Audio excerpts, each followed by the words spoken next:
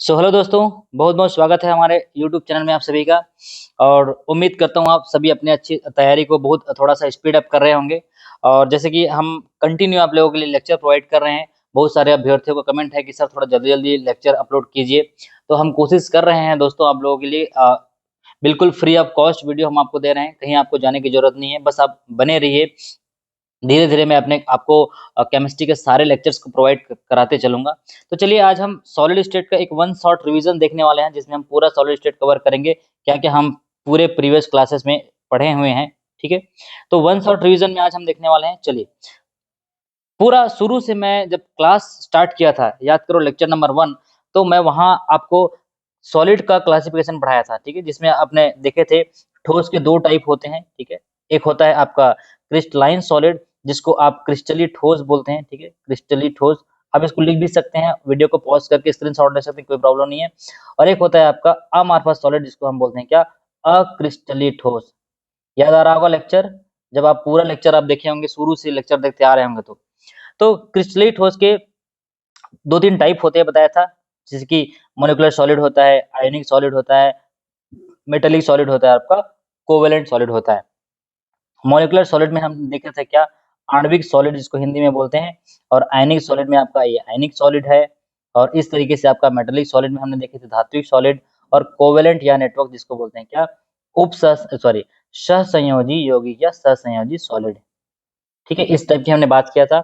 अब molecular solid में आता है नॉन पोलर सॉलिड आया था, जिसमें जो आपका आयोडीन है, हाइड्रोजन है, CO2 है।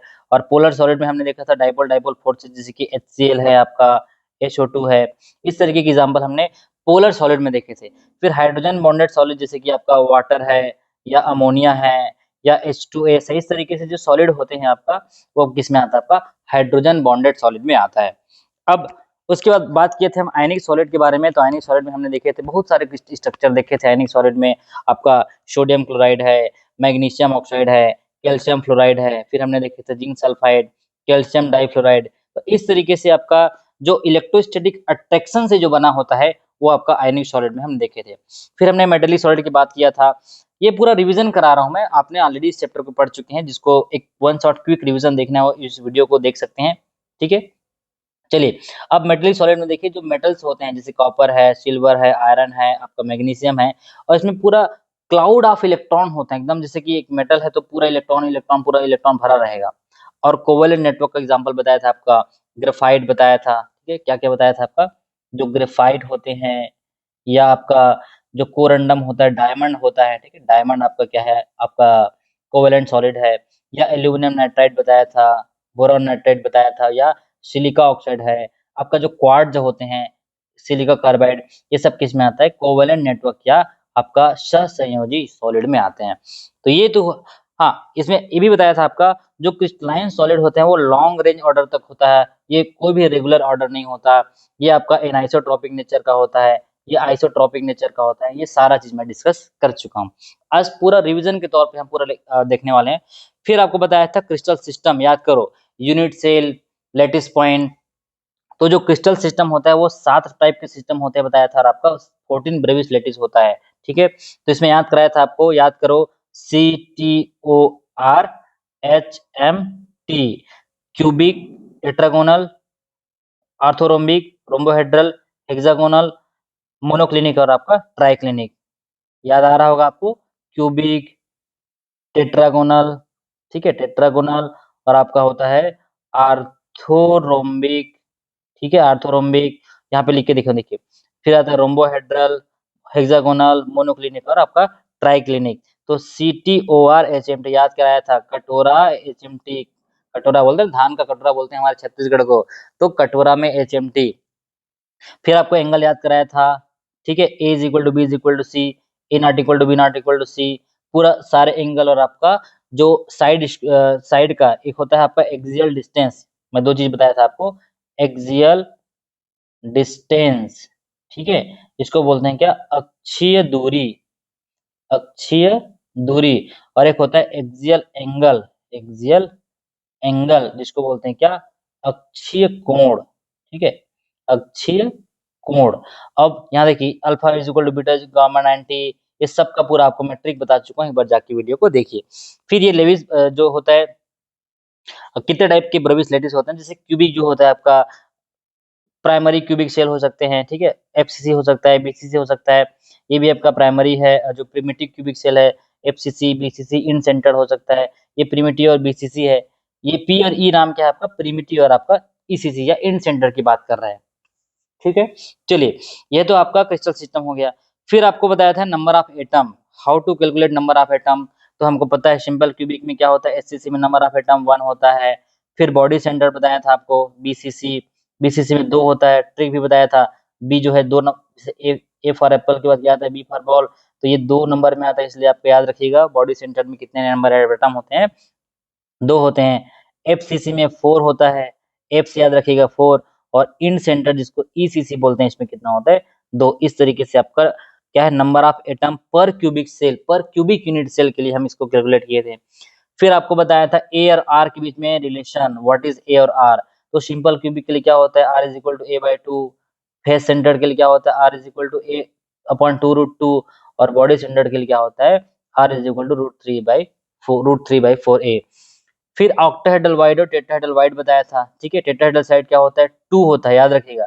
टेट्राहेड्रल वाइड याद रखो, टेट्राहेड्रल से क्या बताया था, 2 होता है, 2n। तो टी से 2। और ऑक्टाहेड्रल के लिए क्या बताया था, n बताया था। तो एक एक पर एटम के लिए आपका ऑक्टाहेड्रल साइड 1 यानी कि n। टेट्राहेड्रल के लिए क्या होता है, 2n बताया था। चलिए, आगे फिर हम क्लोज पैकिंग पढ़े थे, याद करो कितना कितना परसेंटेज क्लोज पैकिंग स्ट्रक्चर होता है। तो इसमें आपको बताया था जो क्यूबिक फेस होता है वो क्या होता है, ए बी सी अरेंजमेंट होता है। और जो हेक्सागोनल होता है क्या होता है, ए बी इस टाइप के अरेंजमेंट होता है, ए बी, ठीक है। तो क्लोज पैकिंग 2 टाइप के होता है, आपका क्यूबिक क्लोज और आपका हेक्सागोनल।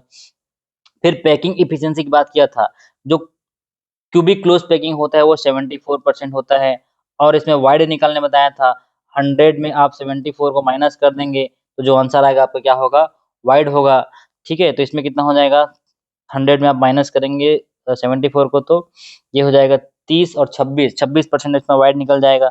फिर आपका एचसीपी में बताया था, ये भी सेम होता है 74%। फिर बीसीसी में हमने देखा था 68% आता है। और सिंपल क्यूबिक में क्या होता है, 52.54%। तो ये पैकिंग एफिशिएंसी पूरा नोट्स के लिए बहुत अच्छा है ये, ठीक है।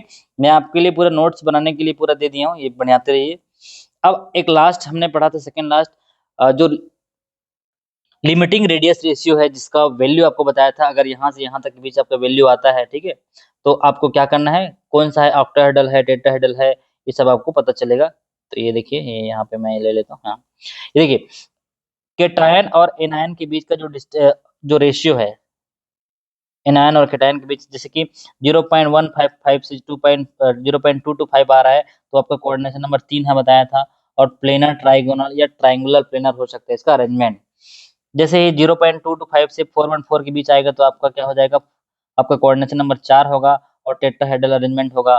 फिर 0.414 से 0.732 है तो 6 अरेंजमेंट, यानी कि आपका कोऑर्डिनेशन नंबर जिसको CN बोलते हो, 6 हो जाएगा, ऑक्टाहेड्रल अरेंजमेंट।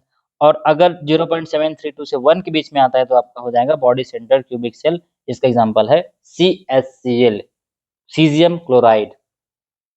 अब उसके बाद एक डेंसिटी का फार्मूला है, ये मैं डिस्कस नहीं किया था क्योंकि ये बहुत ज्यादा इंपॉर्टेंट नहीं है, फिर भी आप देख लीजिए। डेंसिटी ऑफ यूनिट सेल कैसे निकालते हैं, ये होता है number of atom into mass divided by A cube और एवोगैड्रो नंबर, ठीक है। तो मास ऑफ यूनिट सेल कैसे निकालते हैं किसी एटम का, number of atom in unit cell multiplied by mass of atom. तो एफसीसी के लिए आपका 4 होता है, ठीक है। जो जेड होता है, भाई जेड मतलब क्या है, नंबर ऑफ एटम है, हमको पता है नंबर ऑफ एटम एफसीसी में कितना होता है, 4, बीसीसी में 2, सिंपल क्यूबिक में 1। तो यहाँ जेड की जगह क्या रखिएगा, अगर डेंसिटी निकालना है आपको एफसीसी का, तो 4 इंटू एम क्या है तुम्हारा, मास ऑफ एटम, उसके बाद आपका क्या हो जाएगा, a cube multiplied by Avogadro number. इस तरीके की डेंसिटी, हाँ इसमें फार्मूला याद रख लीजिए, डेंसिटी का फार्मूला कैसे पूछा जा सकता है, तो ये होता है आपका डेंसिटी कैलकुलेशन, ठीक है यहाँ तक। अब इसमें ये एग्जांपल को नोट करते चलिएगा, ये वाला, ये जो आपको एग्जांपल दिया हूँ, B2O3 ZnS NaCl, ठीक है। चलिए, यहाँ तक क्लियर है। अब हम आगे बढ़ते हैं, थोड़ा सा और क्या देखे थे, तो हमने देखे थे डिफेक्ट इन क्रिस्टल, ठीक है। ये अब पूरा ये चार्ट को बना लीजिए, डिफेक्ट इन क्रिस्टल के बारे में हमने देखे थे। ये देखिए, हमने देखा था स्टोइकियोमेट्रिक डिफेक्ट और आपको होता है नॉन स्टोइकियोमेट्रिक डिफेक्ट, स्टोइकियोमेट्रिक जिसको बोलते हैं। तो इसमें फ्रेंकल डिफेक्ट देखे थे और शॉर्टकी डिफेक्ट।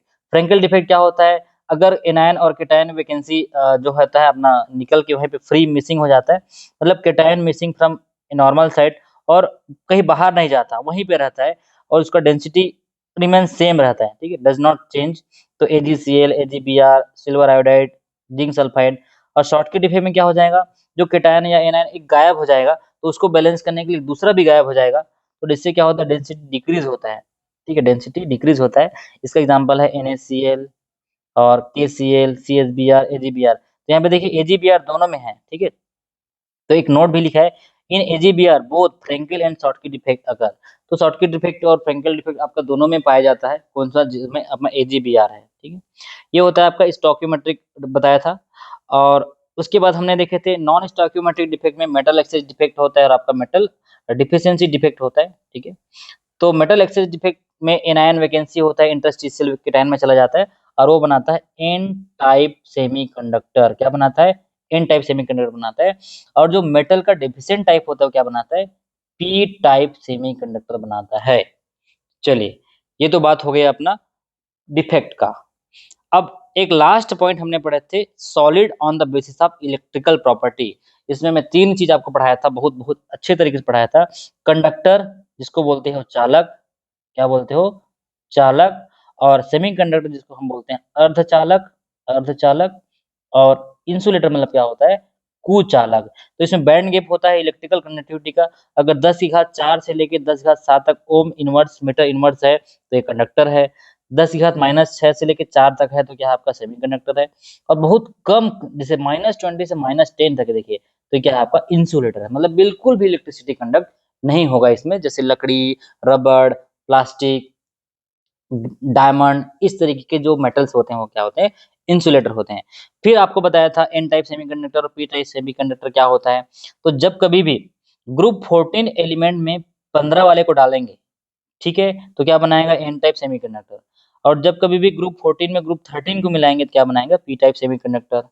उसके बाद एक लास्ट टॉपिक जो आपके लिए बचा था वो था आपका मैग्नेटिक प्रॉपर्टी, ठीक है। तो इसमें मैग्नेटिक प्रॉपर्टी में 4-5 प्रकार के मैग्नेटिक प्रॉपर्टी होते हैं। पैरामैग्नेटिक, जिसको आप बोलते हैं क्या, अनुचुंबकीय। याद करो, आप क्लास 12th में इसको जरूर पढ़े हो, अनुचुंबकीय। डायमैग्नेटिक मतलब होता है क्या, प्रतिचुंबकीय, ठीक है। इसको मैं हिंदी में भी लिखते जा रहा हूँ, आप लिखते चलिएगा।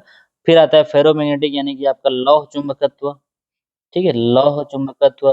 फिर एंटी फेरोमैग्नेटिक मतलब होता है प्रतिलौह चुंबकत्व, ठीक है, प्रति लौह चुंबकत्व। और एक होता है फेरी मैग्नेटिक, मतलब थोड़ा सा इसमें मैग्नेटिक प्रॉपर्टी जो है, जो अलाइनमेंट होते हैं वो एक जैसे नहीं होते, थोड़ा सा कैंसिल नहीं होता है इसमें। तो पैरामैग्नेटिक मतलब क्या होगा, जो हाईली एकदम अट्रैक्ट होगा, परमानेंट मैग्नेटिक डाइपोल जिसमें है और अट्रैक्टेड बाय मैग्नेटिक फील्ड, जैसे कि oxygen O2+, copper 2+, iron 3+, titanium oxide, copper oxide, ये सब क्या है, पैरामैग्नेटिक है। डायमैग्नेटिक में क्या होगा, रिपेल करेगा, प्रतिचुंबकीय, प्रतिकर्षण करेगा, जैसे कि NaCl, titanium oxide, vanadium trioxide, ये सब क्या है, प्रतिचुंबकीय है।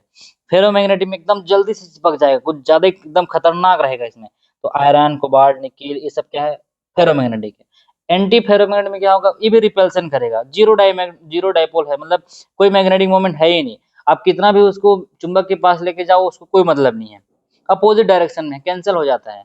और जो फेरी मैग्नेटिक होता है वो क्या है, आपका एक दूसरे से रिपेल, मतलब कैंसिल नहीं करेगा। इसका अरेंजमेंट जो है ऐसा रहता है, जैसे मान लीजिए यहाँ पे ऐसा है, ठीक है, फिर ऐसा है, फिर ऐसा है। तो ये एक दूसरे से दो को कैंसिल करेगा, ये इसके लिए क्या नहीं बचेगा, अपोजिट स्पिन नहीं बचेगा, ठीक है। तो इसका जो एक टेम्परेचर होता है जिसको बोलते हैं क्यूरी टेम्परेचर, तो ऐसा टेम्परेचर जिसके ऊपर जो फेरोमैग्नेटिज्म जो होता है वो पता नहीं चलता, या which does not observe, that is called Curie temperature, ठीक है। और इसको मैं जब सॉलिड स्टेट के कोऑर्डिनेशन कंपाउंड पढ़ाऊंगा तो भी आपको बहुत अच्छे से पढ़ाऊंगा मैग्नेटिक प्रॉपर्टी को, इसके लिए बिल्कुल टेंशन मत लीजिए। और इसमें एक ब्रेक इक्वेशन आता है, n lambda is equal to d sine theta, ये भी याद रखिएगा, बहुत इंपॉर्टेंट इक्वेशन है, ठीक है। ब्रेक इक्वेशन जिसको बोलते हैं n lambda is equal to 2d sine theta, कौन सा इक्वेशन बोलते हैं, ब्रेग इक्वेशन, ठीक है, ब्रेग इक्वेशन। तो यहाँ तक कि आपका पूरा कंप्लीट मैंने रिवीजन करा दिया, पूरा वन शॉट रिवीजन है, ठीक है, आपके लिए सॉलिड स्टेट का। इसको पूरा एक नोट्स बना लीजिए और अच्छे से एक कॉपी में पूरा शॉर्ट नोट्स बना लीजिए। अब हम करेंगे इसका प्रॉपर क्वेश्चन। एटलीस्ट हम टारगेट करेंगे एक टॉपिक से कम में हम 500 क्वेश्चन तो करेंगे, क्योंकि क्वेश्चन बहुत इंपॉर्टेंट है। जैसे कि बहुत सारे अभ्यर्थी कमेंट किए थे, सर प्रीवियस क्विज लगवाइए, प्रीवियस ईयर क्वेश्चन कीजिए। तो मेरा एक पर्सनल ओपिनियन था कि पहले टॉपिक कंप्लीट कर लेते हैं, उसके बाद हम आपको क्वेश्चन कराएंगे, तो आपको भी मजा आएगा क्वेश्चन करने में। भाई टॉपिक ही नहीं पढ़े हो, क्वेश्चन करने आपको दे दिया, आप क्या करेंगे, खोजेंगे इधर उधर। इससे अच्छा है कि पहले टॉपिक पढ़ लो, नोट्स बना लो। मैं बार बार बोल रहा हूँ, खुद का नोट्स काम आता है। कहीं भी हम यूट्यूब से बार बार देख लेंगे या पुस्तक से देख लेंगे तो वो अच्छा चीज नहीं है। आपके हाथ में आपका नोट्स होना चाहिए। अभी मैं एक ही चैप्टर कंप्लीट किया हूँ, अभी कम से कम में मेरे को 20 से 22 चैप्टर आपको पढ़ाना है, ठीक है, अभी जब तक एग्जाम नहीं आ जाता। अब आपको पता चल गया है कि तैयारी करना है तो करना है, ठीक है। चलिए मिलते हैं नेक्स्ट वीडियो में, तब तक के लिए बने रहिए हमारे चैनल में और लाइक शेयर सब्सक्राइब जो आपको अच्छा लगता है करिए, ठीक है। धन्यवाद।